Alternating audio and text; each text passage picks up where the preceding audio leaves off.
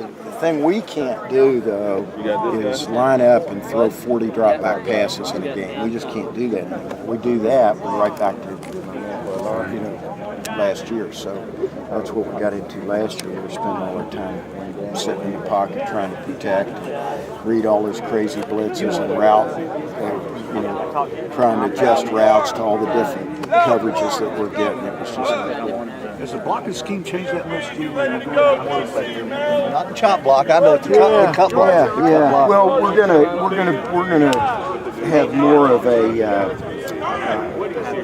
a pad level mentality. The problem you get into when you throw the football so much, like we've done for several years now, but when you get to throw it so much, your kids have to spend most of their time pass protected. You just have to do it. Blitz pickup, stunts, line stunts, all that.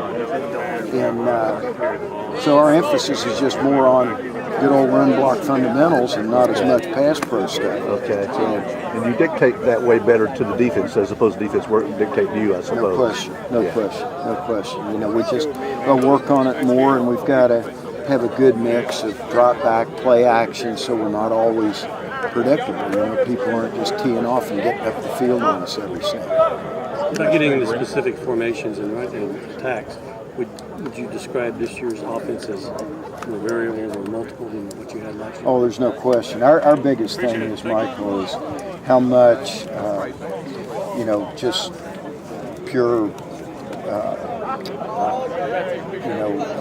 zone blocking we end up doing, how much option we run, how much drop back we have, how much play action we have, what can we execute, that kind of stuff. But the linebacker group, you will not know till we're full pads and running around and running into each other.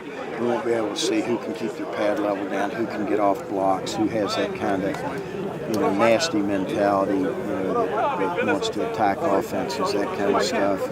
And we won't have that figured out till we put pads on. They're just guys, and then all of a sudden in the spring they look like real guys. The good thing about him is he's such a tall.